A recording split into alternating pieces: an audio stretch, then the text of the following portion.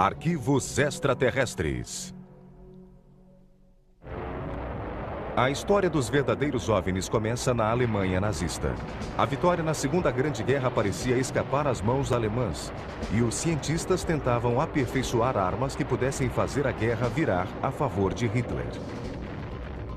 Um desses cientistas era Victor Schauberger, um inventor que havia produzido modelos de discos voadores. Ele cumprira o objetivo de conseguir uma máquina voadora que manobrava como um helicóptero, mas viajava a velocidade supersônica, não detectada pelo inimigo. O veículo de Schauberger utilizava um redemoinho que produzia efeitos magnéticos e permitia a levitação. Victor foi reconhecido pelo governo alemão e até se encontrou com Hitler. Mais tarde foi alocado à SS e designado para trabalhar no desenvolvimento do conceito de disco voador. Ele trabalhou com um grupo de brilhantes engenheiros alemães que incluía Rudolf Schirriver, Andreas Epp e o Dr. Richard Mitz. Todos eles fizeram projetos muito avançados. Os alemães tinham 3 áreas separadas de desenvolvimento de discos voadores. Uma em Peenemünde, uma em Breslau e a outra em Praga. Nessas 3 instalações, os discos voaram. Os alemães avançaram tanto no desenvolvimento e nos testes que os discos já estavam voando. Uma empresa, a Messerschmitt, colocou no ar um disco voador completo. Estas fotos dos primeiros protótipos são similares às fotos de OVNIs que surgiriam nas décadas seguintes, mas estas não são de ficção científica. São de OVNIs muito avançados. Para os militares alemães, essas armas letais estavam sendo desenvolvidas para vencer a guerra. A batalha pela supremacia aérea na Segunda Grande Guerra dominou os confrontos militares na Europa. Em 1944, a guerra pendia contra a Alemanha e o Terceiro Reich, quando, em 13 de junho, uma semana depois do desembarque do dia D, Hitler acionou suas novas armas secretas.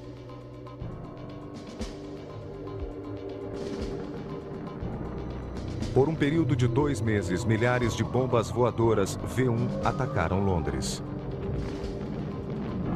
Algumas foram derrubadas a partir do solo, outras pelo ar. O desenvolvimento dessa tecnologia de guerra dava início a uma nova era na história da aviação militar. O uso da tecnologia de discos voadores para produzir máquinas ainda mais mortais seria o ponto culminante dessa pesquisa.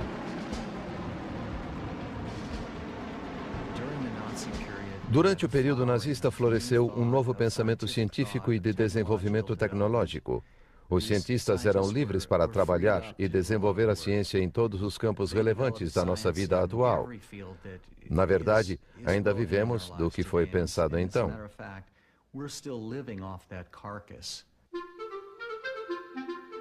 Mas não havia nada de novo nos princípios básicos da tecnologia de foguetes. Desde os anos 20 e 30, houve uma série de tentativas pacíficas de uso de propulsão por foguetes na Europa e na América. Mas o que os nazistas faziam não era nada pacífico.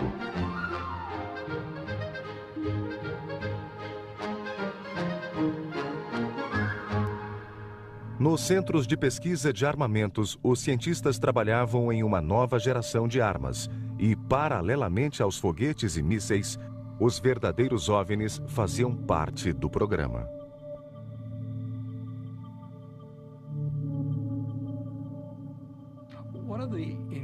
Uma das coisas mais impressionantes da Segunda Guerra foi o volume de tecnologia que os cientistas alemães desenvolveram para empregar no esforço de guerra. E isso incluía foguetes, incluía os motores a jato, mas também incluía um trabalho notável em termos de discos voadores. Mas o tempo estava se esgotando para Hitler e seus cientistas. Os aliados avançavam em todas as frentes e os alemães estavam em retirada. A tecnologia de discos voadores, bem como a de outras armas modernas de Hitler, chegaria tarde demais. Até o momento final da guerra, eles pareciam acreditar que essas superarmas, esses supersistemas, seriam capazes de, ao menos, deter os aliados. e que seriam capazes de provocar um fim político para a guerra. O sonho de Hitler de vencer a guerra com suas superarmas nunca aconteceu. Em maio de 1945, a batalha final por Berlim começou e a guerra na Europa estava virtualmente terminada. Mas esse era apenas o começo da história dos verdadeiros OVNIs. Em 3 meses, a Segunda Guerra terminou de forma dramática e terrível. A 8h15 do dia 6 de agosto de 1945, o Enola Gay, um bombardeiro americano B-29, lançou a primeira bomba atômica em Hiroshima. Terminada a guerra, os aliados se tornaram rivais, e a União Soviética e o Ocidente logo se engajaram em uma batalha pela tecnologia militar mais avançada.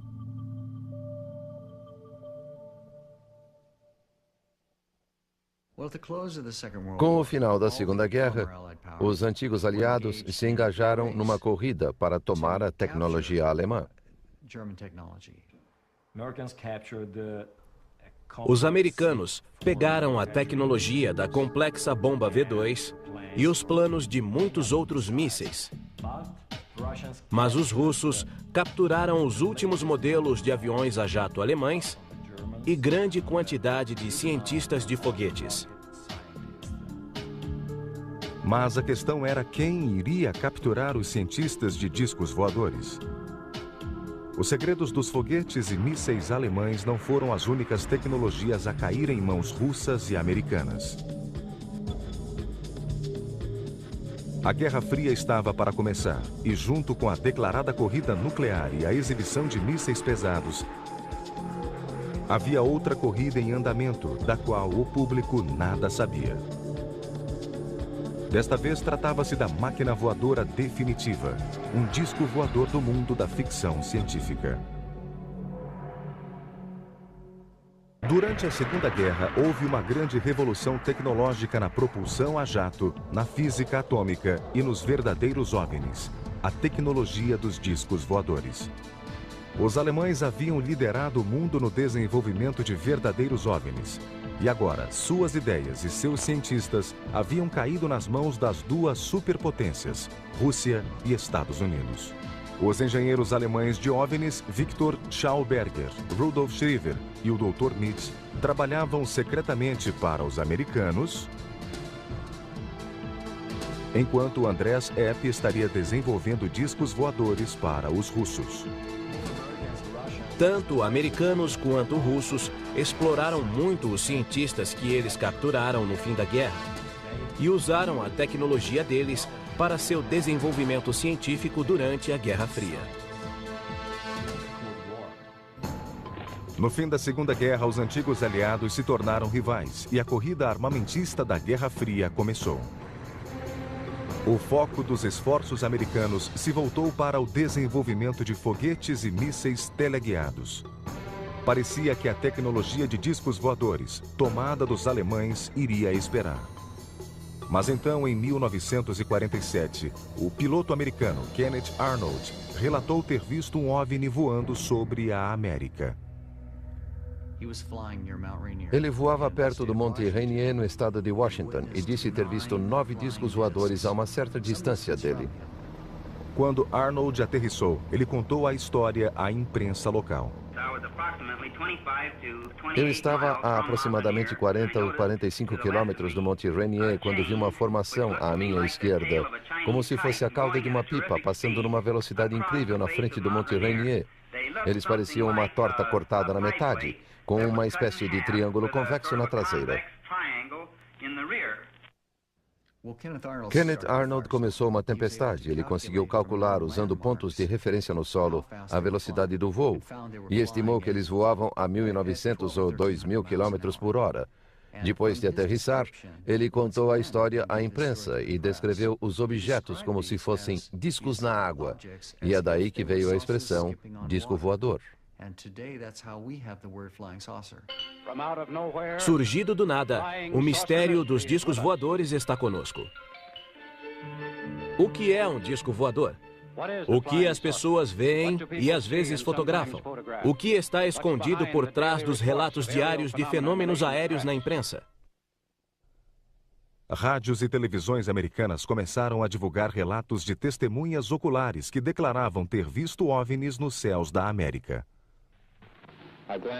Olhei para cima e vi 3 discos voadores formando um V, a aproximadamente 800 metros de mim e a 100 metros de altura. A América foi tomada por uma febre de OVNIs e discos voadores. Os militares se apressaram em desmentir que tivessem relação com aquilo e foram à televisão para tranquilizar a população americana. Podemos dizer que as aparições recentes não têm conexão com qualquer desenvolvimento secreto de qualquer instituição nos Estados Unidos. Por meu cargo no Instituto de Pesquisa e Desenvolvimento Aeronáutico e Naval, estou completamente familiarizado com nossos programas de aeronaves e mísseis teleguiados. E posso afirmar que a Marinha não tem nenhuma aeronave ou míssil teleguiado em forma de disco voador em nenhum de seus programas. Então, em julho de 1947, em meio à febre dos OVNIs, surgiu um novo relato de outro oficial americano. Ele anunciou à imprensa a descoberta de destroços de um disco voador encontrado em Roswell, Novo México. Em poucas horas, a história de Roswell se espalhou pelo mundo. Os militares americanos se alarmaram e novamente emitiram um boletim oficial destinado a tranquilizar a população, negando que os destroços fossem de um disco voador. Eles declararam que se tratava de um balão meteorológico. Por trás das negativas americanas havia uma terrível hipótese para os militares. Supondo que os OVNIs não viessem do espaço sideral nem fossem pilotados por alienígenas, as aparições poderiam ser a prova de inimigos nas proximidades. Os militares americanos foram inundados por todo tipo de notícias sobre OVNIs, e isso os levou à ideia de que talvez algumas dessas missões fossem, na verdade, incursões aéreas soviéticas. Os americanos capturaram projetos muito exóticos de aeronaves avançadas, entre eles o do Horten 229, feito pelos irmãos Horten. E essa aeronave tinha desenho muito similar ao da primeira descrição de disco voador avistado na América em 1947. E os americanos temiam que os russos pudessem ter produzido realmente uma versão operacional do Horten 229. Então, nos anos do pós-guerra, relatos de OVNIs fizeram parte da escalada da tensão entre Oriente e Ocidente, e a Guerra Fria cresceu em intensidade. No início dos anos 50, a Guerra da Coreia quase levou o mundo a um desastre nuclear.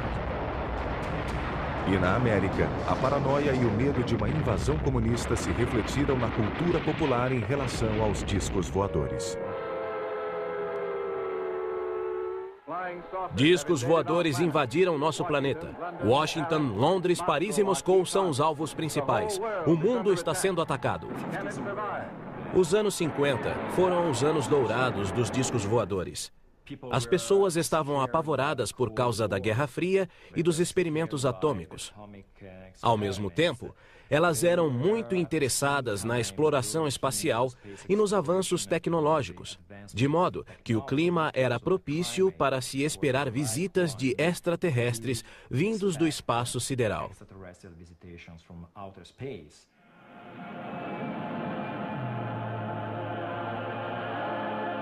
Minha nossa! Invasores de Marte. Ele os viu chegar do espaço sideral. Ele os viu capturar pessoas inocentes por pura maldade. Mas para os militares americanos, os contínuos rumores e especulações eram a camuflagem ideal para os verdadeiros OVNIs.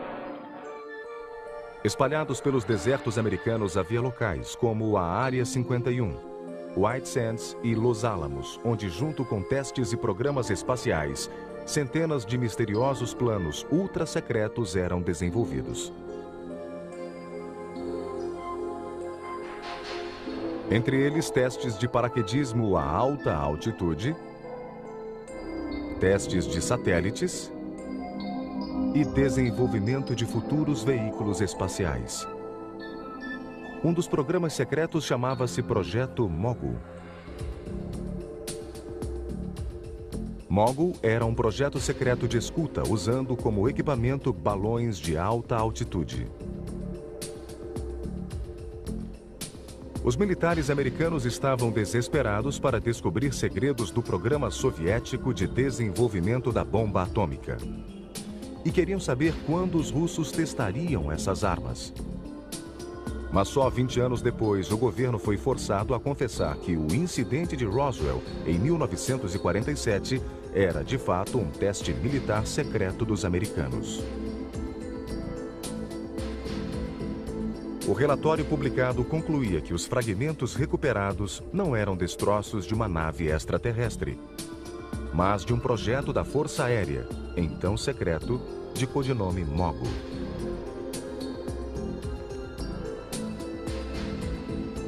Mas havia boas razões para os americanos temerem os soviéticos. A experiência da Guerra da Coreia e o surgimento do surpreendente caça MiG provaram quanto a tecnologia soviética estava avançada. A América precisava alcançá-los, e depressa. Um disco voador supersônico poderia ser. Estava em curso a corrida pela construção de uma arma decisiva, um avião supersônico invisível ao radar. O que se procurava era algo que beirava a ficção científica.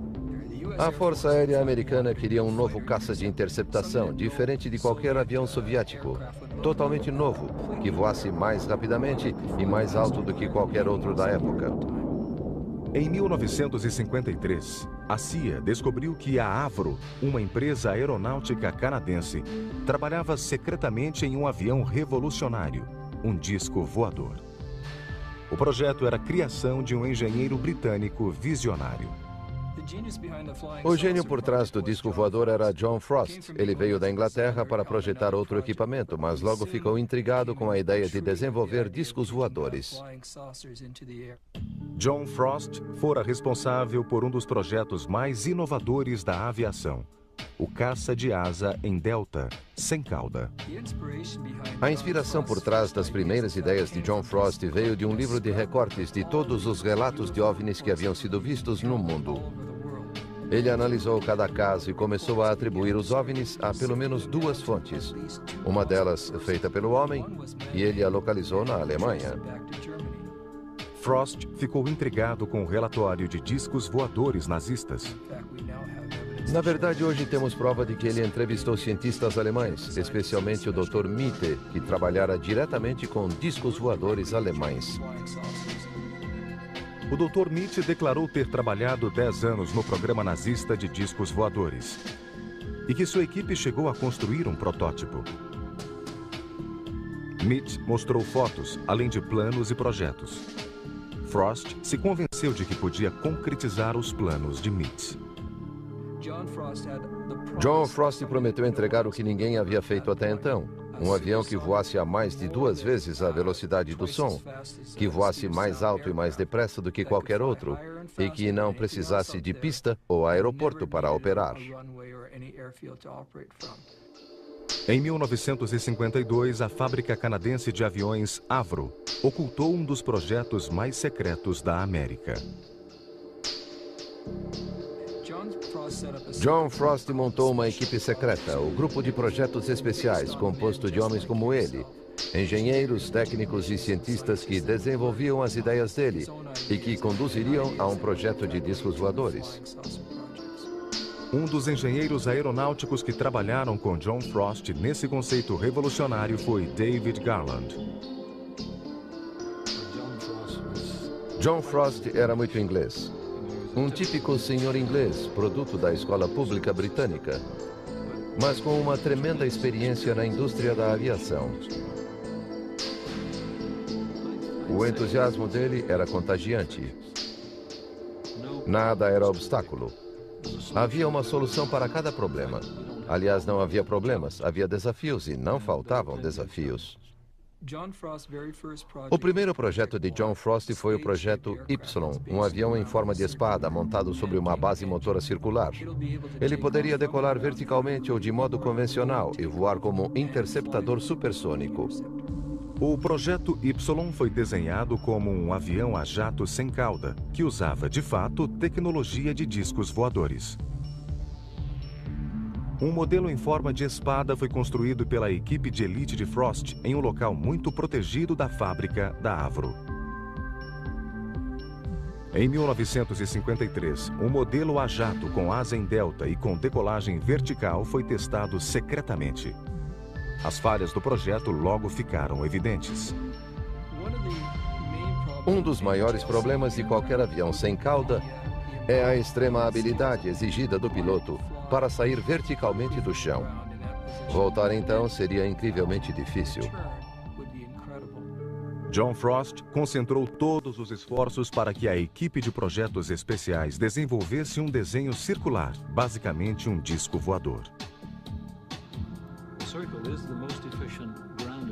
Uma máquina circular é muito eficiente perto do solo. Obtém-se mais elevação periférica para a almada da força, de modo que faz sentido quando você paira perto do chão. O projeto seguinte de John Frost se chamou Y2. O projeto Y2 era de um avião totalmente circular, agora usando um sistema de rotor no centro e múltiplos motores na borda exterior, alimentando esse rotor, dando a ele decolagem vertical e alguma dirigibilidade, de modo que ele pudesse voar a altitudes difíceis de imaginar.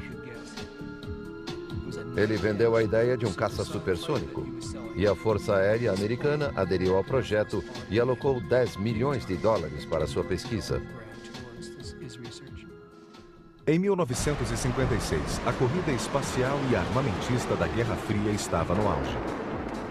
O exército americano estava desesperado para investir em novas tecnologias bélicas. Com o financiamento americano clandestino, começou a construção do disco voador supersônico.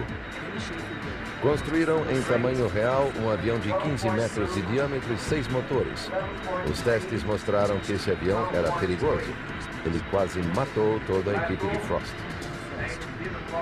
O teste foi quase catastrófico. Os motores do disco saltaram das bases, saíram de controle e quase arrancaram o teto do laboratório de pesquisas.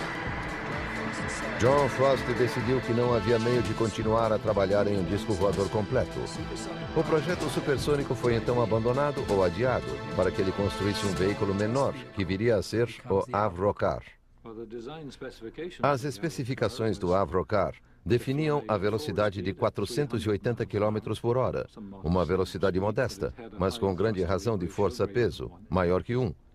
E deveria voar a 9.000 metros de altitude e decolar e aterrissar verticalmente.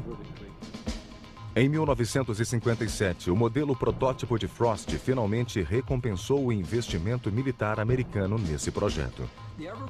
O Avrocar era um veículo de teste em escala reduzida. Primeiro, ele servia de veículo de teste do avião supersônico que ainda estava no laboratório. E segundo, poderia ser o jipe voador que o exército americano havia pedido. Armado, ele poderia ser usado no campo de batalha.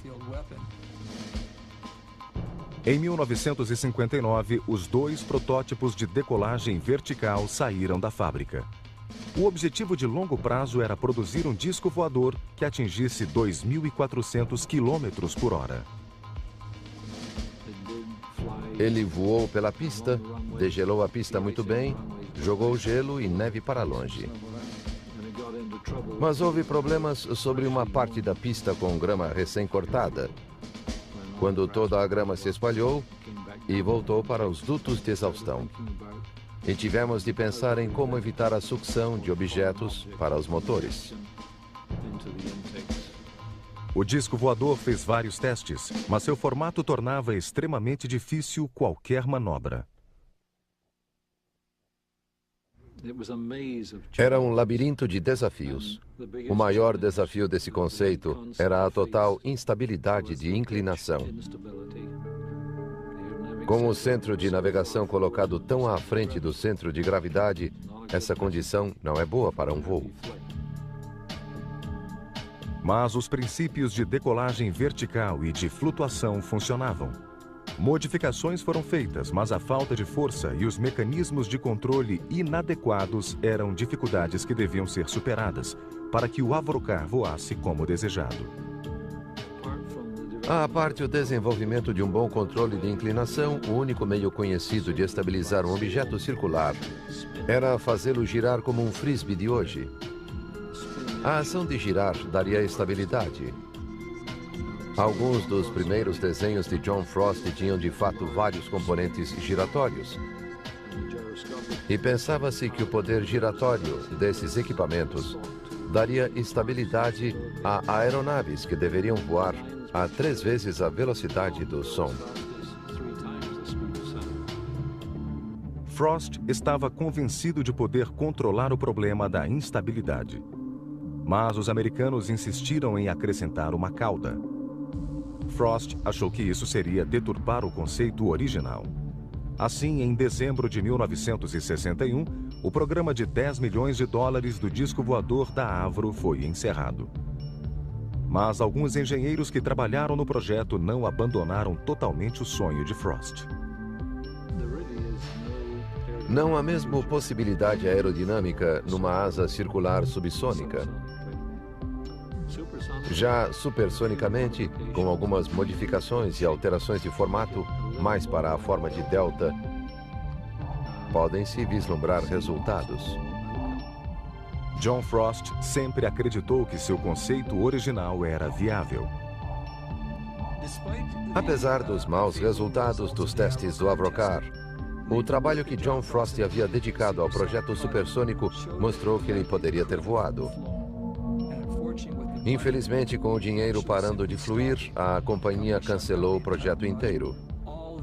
Toda a tecnologia voltou aos seus proprietários de então, os Estados Unidos. A tão secreta tecnologia de discos voadores passou para os Estados Unidos. Mas esses fracassos não poderiam estar encobrindo um projeto ainda mais secreto de discos voadores que poderiam funcionar no futuro? Há 40 anos ele era editor de uma revista militar americana e tinha acesso até mesmo a projetos confidenciais. Quando visitou a base aérea MacDill na Flórida, ele diz ter visto verdadeiros discos voadores da Força Aérea Americana. Não havia dúvida nenhuma, eram discos voadores. Havia 4 deles estacionados na pista de acesso restrito da base. Suas medidas variavam de 6 a 12 metros de diâmetro até, digamos, 20 metros. E o maior deles tinha 36 metros. Eram círculos perfeitos. Jack Pickett foi convidado à base aérea para escrever um artigo sobre uma aeronave recentemente descontinuada. Ele chegou a ver algumas notáveis fotografias do avião no hangar. Ele me mostrou fotos de muitas dessas aeronaves em voo e em formação, além de fotos da aeronave escoltada por caças e aviões normais que voavam com ela. O investigador militar Michael Schratt investiga a história de Pickett há 10 anos. Esta tinha 36 metros de diâmetro. Schratt trabalhou junto com Pickett para produzir uma série de reconstituições fotográficas da aeronave experimental que Pickett viu. O que mostraram a Pickett parecia incrível, mas garantiram que aqueles eram de fato discos voadores experimentais, e aquela era a prova de que eles realmente voavam. Perguntei a que velocidade e altitude eles podem voar, e ele disse: atingimos o espaço. Perguntei especificamente por que eles descontinuariam uma aeronave que voava tão alto e tão rápido. Por que a estavam cancelando? E ele disse que havia versões melhores com menos problemas de dirigibilidade. Pickett escreveu o artigo e estava pronto a publicá-lo, mas no último momento a Força Aérea retirou sua permissão e retomou todo o material fotográfico de Pickett.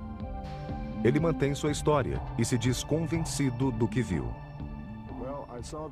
Vi as fotos deles em voo, andei até perto deles e toquei concretamente as próprias aeronaves. Eu as examinei e não tive nenhuma dúvida. Era uma aeronave notável que parecia exatamente o que todos imaginam ser um disco voador. Michael Schratt está convencido pelas evidências da veracidade da história de Jack Pickett. Acredito que esses eram os artigos originais e autênticos, porque já falo com Jack há 4 anos. Ele nunca mostrou contradições e nunca mudou sua história. A aeronave que Jack tocou podia voar a 25 mil quilômetros por hora e penso que é por isso que ela continua secreta.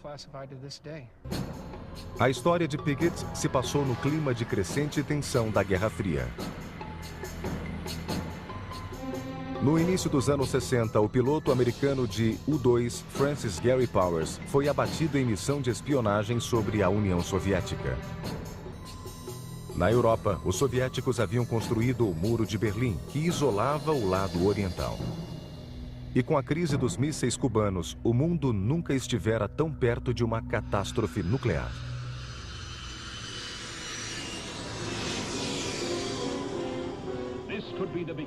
Assim como nos anos 50, a cultura popular refletiu o medo e a paranoia da época e novamente se voltou para a ameaça do espaço sideral. As nações do mundo mobilizam suas forças armadas para tentar defender a Terra de uma arma desconhecida da super-raça do planeta vermelho. Houve uma onda de avistamentos de OVNIs. Pulamos para fora do carro e ficamos ao lado da estrada enquanto essa coisa passou por cima de nossas cabeças, quase tocando as árvores. Ele pairava sobre a casa e se movia de lado, diretamente para outra casa. Quanto ao que era aquilo, eu não faço a menor ideia. Pesquiso OVNIs há 25 anos. E acredito que a maioria dos testemunhos seja de pessoas confiáveis, que realmente viram algo estranho no céu. Na maior parte das vezes, o que viram foram fenômenos criados pelo homem ou naturais, balões meteorológicos, planetas, reentradas de satélites e coisas assim. Mas há uma pequena, embora significativa, porcentagem de avistamentos para os quais ainda não existe nenhuma explicação no momento. Mas houve uma explicação para a visão desses misteriosos OVNIs, e ela não envolvia criaturas extraterrestres. Sou muito cético quanto a OVNIs. Eu diria numa simples frase que praticamente cada OVNI, além dos que foram usados como tampas de panelas, cada OVNI, que não esses, estava sob algum contrato com a Força Aérea Americana. Nos anos 60, Alan Brown trabalhou no Departamento de Experimentos Secretos da Lockheed, no deserto de Nevada. Foi na época em que russos e americanos temiam o poder de fogo nuclear um do outro. Os russos dependiam muito da tecnologia de satélites para espionar os Estados Unidos, enquanto que os americanos investiram em aeronaves de vigilância tripuladas. A Lockheed havia construído o ultra-secreto avião de espionagem de alta altitude U-2, desenhado para a vigilância do território soviético, mas ele era vulnerável aos radares inimigos. Quando o primeiro U-2 foi abatido sobre a Rússia por um míssil terra-ar, há muito tempo já se reconhecia que o U-2 teria uma vida curta, porque não fora desenhado para passar despercebido e porque se viu que seriam necessárias inúmeras e drásticas melhorias. A tecnologia de discos voadores poderia produzir a aeronave definitiva, invisível ao radar. A concorrência para substituir o U-2 teve início. A Lockheed ganhou o contrato e eu fui envolvido na produção de um avião chamado Have Blue. Rapidamente, o programa mudou de projeto confidencial para projeto ultra-secreto, quando se percebeu a enormidade do que se poderia fazer com um avião invisível ao radar. Nos 10 anos seguintes, envolta em segredo, uma nova geração de caças secretos foi rigorosamente testada na Área 51, uma base aérea do governo no estado de Nevada. É claro que testes em larga escala e sobre uma grande área tiveram de ser feitos. Mas isso significou também que havia muitas pessoas em volta, observando esses estranhos objetos voadores, que seriam imediatamente reportados à imprensa como vindos de Marte, Saturno ou o que fosse. A história de Jack Pickett parece ser verdadeira.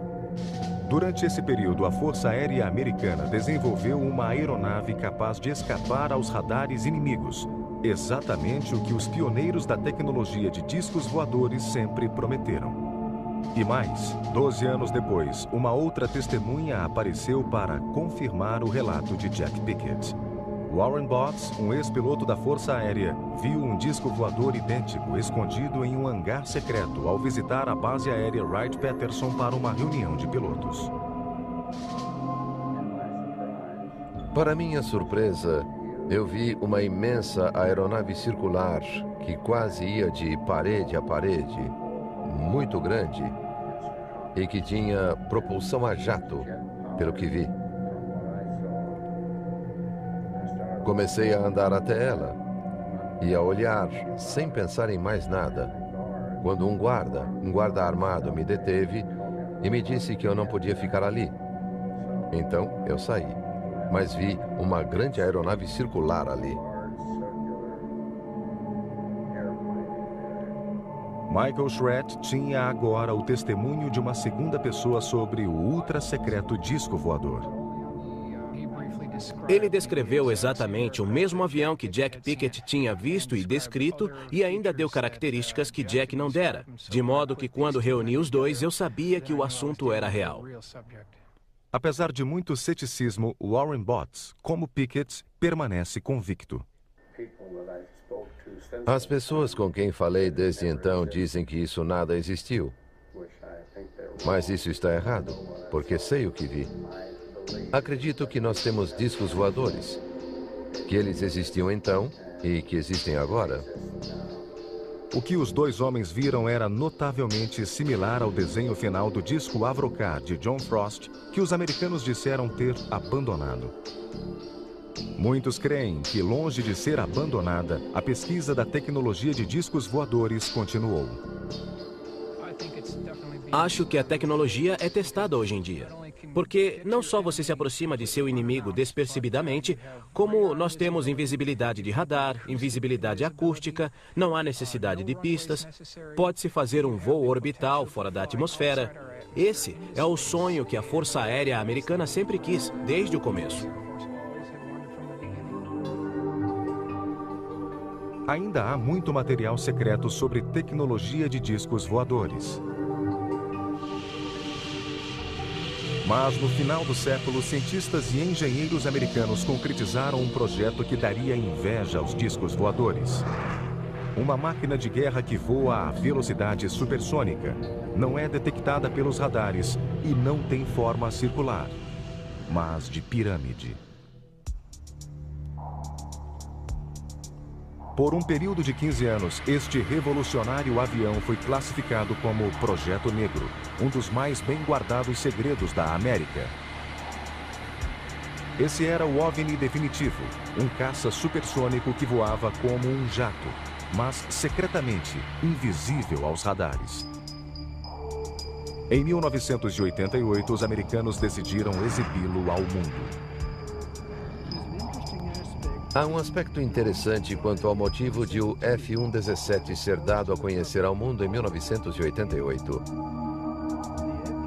Os aviões tinham a restrição de só voar à noite, e os pilotos tinham problemas para pousar no campo totalmente escuro, em Nevada. E nós acabamos perdendo alguns pilotos por pura desorientação em voos noturnos. Naquele ponto, a Força Aérea decidiu que era melhor voar durante o dia. E para isso acontecer, ela diria o que estava voando, para não receber uma inundação de avistamentos de OVNIs de novo. Para escapar aos radares dos mísseis terra-ar, o avião caça invisível da Lockheed, o F-117, adotou alguns conceitos dos discos voadores. Principalmente a ideia de que o formato do avião determinava sua visibilidade ao radar inimigo. Obtivemos uma seção transversal no radar muito menor daquela que se esperava. E o motivo disso é que analisamos o problema de outro ângulo completamente diferente. Descobrimos que uma forma piramidal muito achatada e com asas em delta muito pronunciadas resultava numa seção transversal muito menor do que a de qualquer aeronave até então. Um ano após o caça invisível ter sido revelado, o Império Soviético começou a se desintegrar. Em 9 de novembro de 1989, com o colapso do Muro de Berlim, a fronteira entre as Alemanhas Oriental e Ocidental foi aberta. Isso marcou o final da Guerra Fria. O caça invisível logo viu surgir seu primeiro combate, quando capitaneou o ataque contra um novo inimigo na Guerra do Golfo. Sua invisibilidade ao radar, aliada à precisão de seu bombardeio, chocaram o mundo. Podíamos chegar, lançar as bombas exatamente à altitude desejada, com enorme precisão, e acertar exatamente os alvos desejados sem sermos vistos. Durante toda a Guerra do Golfo, em 1991, milhares de incursões foram feitas sem um arranhão a qualquer de nossos aviões. A incrível habilidade do caça invisível foi demonstrada na Guerra do Golfo, mas uma falha básica permanecia. A aeronave tinha de levar um piloto. As máquinas de guerra do futuro não serão tripuladas. Pense no custo político e moral de perder um piloto altamente treinado e qualificado hoje em dia. Tudo indica que teremos veículos aéreos não tripulados. O conceito de avião não tripulado não é novo. Desde o começo da aviação, muitos experimentaram a ideia. Alguns com certo sucesso. O desenvolvimento de voos espaciais não tripulados abriu novas possibilidades para a aviação. O maior desafio do futuro serão os voos não tripulados. E podemos evoluir para aviões miniaturizados, que seriam da ordem de 15 centímetros de diâmetro, e lançá-los contra alvos.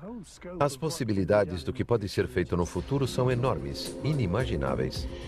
O futuro está, talvez, na nova geração de máquinas voadoras. O recente Sikorsky Aerobot é capaz de flutuar a altas velocidades, decolar e aterrissar verticalmente.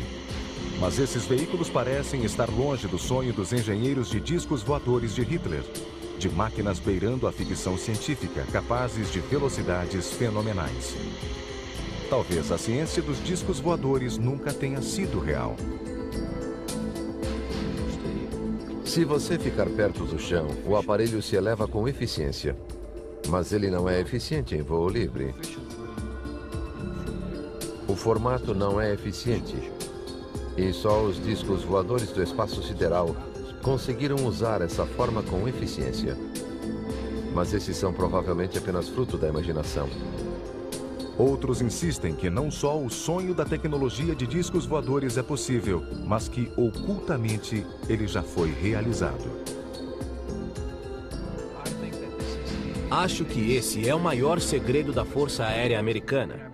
E acredito que seja a hora de os fatos sobre os programas de discos voadores serem liberados. Não há nenhuma ameaça à segurança nacional. E é hora dessas coisas aparecerem. Algumas das mais recentes invenções já são de domínio público, mas muitas permanecem secretas, alimentando mais especulações sobre OVNIs vistos pelos céus. O sonho da máquina definitiva ainda está por realizar. Arquivos extraterrestres. A história dos verdadeiros OVNIs começa na Alemanha nazista. A vitória na Segunda Grande Guerra parecia escapar às mãos alemãs, e os cientistas tentavam aperfeiçoar armas que pudessem fazer a guerra virar a favor de Hitler. Um desses cientistas era Victor Schauberger, um inventor que havia produzido modelos de discos voadores. Ele cumprira o objetivo de conseguir uma máquina voadora que manobrava como um helicóptero, mas viajava a velocidade supersônica, não detectada pelo inimigo. O veículo de Schauberger utilizava um redemoinho que produzia efeitos magnéticos e permitia a levitação. Victor foi reconhecido pelo governo alemão e até se encontrou com Hitler. Mais tarde foi alocado à SS e designado para trabalhar no desenvolvimento do conceito de disco voador. Ele trabalhou com um grupo de brilhantes engenheiros alemães que incluía Rudolf Schirriver, Andreas Epp e o Dr. Richard Mitz. Todos eles fizeram projetos muito avançados. Os alemães tinham 3 áreas separadas de desenvolvimento de discos voadores. Uma em Peenemünde, uma em Breslau e a outra em Praga. Nessas 3 instalações, os discos voaram. Os alemães avançaram tanto no desenvolvimento e nos testes que os discos já estavam voando. Uma empresa, a Messerschmitt, colocou no ar um disco voador completo. Estas fotos dos primeiros protótipos são similares às fotos de OVNIs que surgiriam nas décadas seguintes, mas estas não são de ficção científica. São de OVNIs muito avançados. Para os militares alemães, essas armas letais estavam sendo desenvolvidas para vencer a guerra. A batalha pela supremacia aérea na Segunda Grande Guerra dominou os confrontos militares na Europa. Em 1944, a guerra pendia contra a Alemanha e o Terceiro Reich, quando, em 13 de junho, uma semana depois do desembarque do dia D, Hitler acionou suas novas armas secretas.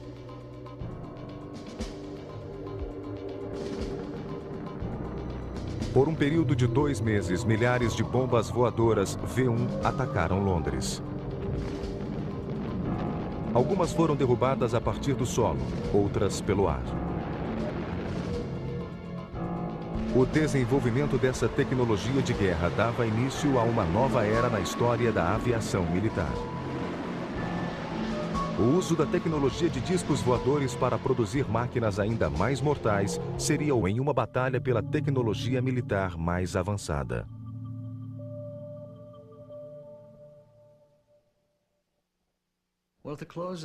Com o final da Segunda Guerra, os antigos aliados se engajaram numa corrida para tomar a tecnologia alemã.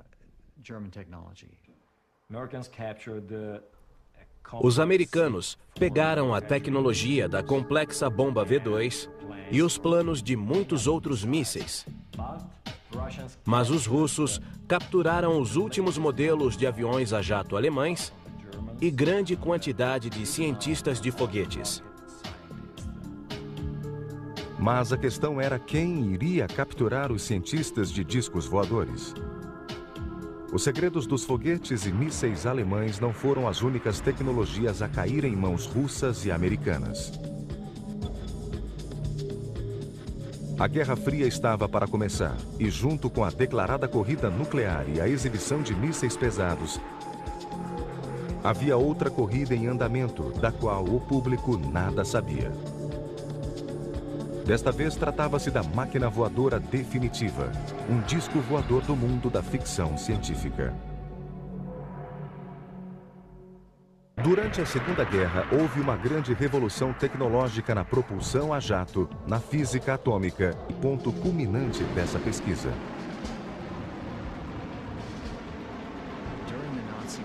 Durante o período nazista, floresceu um novo pensamento científico e de desenvolvimento tecnológico. Os cientistas eram livres para trabalhar e desenvolver a ciência em todos os campos relevantes da nossa vida atual. Na verdade, ainda vivemos do que foi pensado então.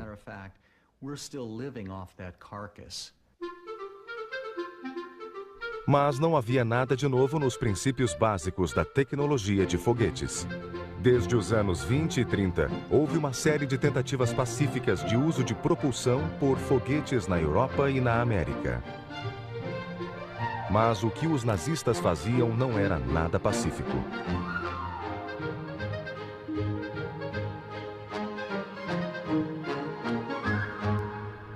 Nos centros de pesquisa de armamentos, os cientistas trabalhavam em uma nova geração de armas e, paralelamente aos foguetes e mísseis, os verdadeiros OVNIs faziam parte do programa.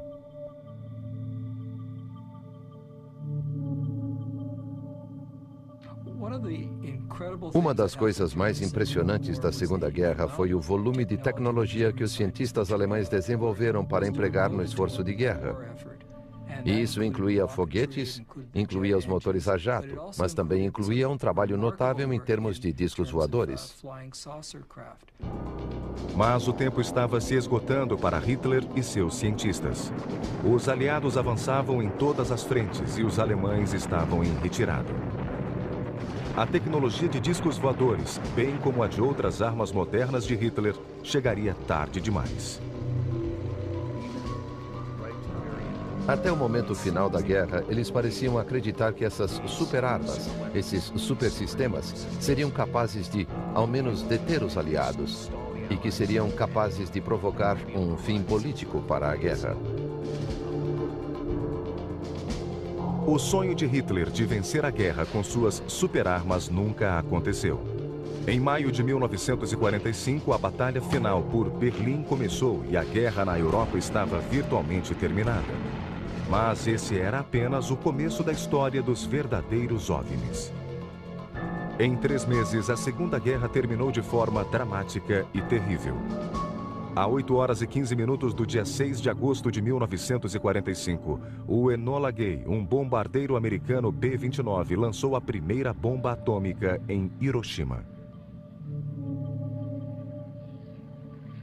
Terminada a guerra, os aliados se tornaram rivais, e a União Soviética e o Ocidente logo se engajaram